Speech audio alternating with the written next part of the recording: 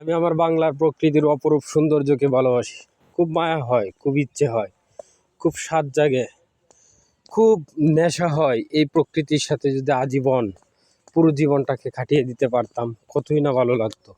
এই মেঠো পথ, পাখি ডাকা ভোর, সকালবেলা মোরগের ডাক, মায়ের হাতের গরম গরম ভাত, প্রকৃতির সৌন্দর্যের সাথে বসে শীতকালের কুসুম কুসুম রোদের তাপে নিজেকে উৎসর্গ করে বিলিয়ে দিয়ে নিজের শেষ প্রাপ্তিটা হয়তো সেখানেই পড়ে থাকে। ছেড়ে যেতে মন চায় না, হারিয়ে যেতে মন চায় না এই প্রকৃতি থেকে। দেখুন এই পাখিটার মতো যেন সেও চেয়ে আছে প্রকৃতির দিকে, কি পেয়েছে কি পাবে সেই নিয়ে কখনো তার ভাবনা বিন্দু পরিমাণ তিল পরিমাণ তার মধ্যে ঠাঁই পায় না।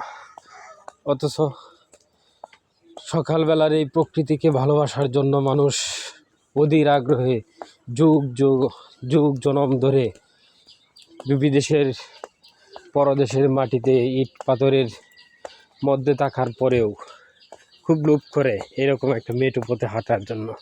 এরকম ছায়াঘেরা প্রান্তর, কুয়াশা ঢাকা ভোর, মনে হয় যে প্রকৃতির এই সুন্দর খেলা পৃথিবীর বুকে কেবল বাংলার মাটিতেই পাওয়া যায়। ভালোবাসি প্রকৃতি তোমাকে, ভালোবাসার জন্য ভালোবাসি না, আমি তোমার প্রেমে মুগ্ধ তাই ভালোবাসি।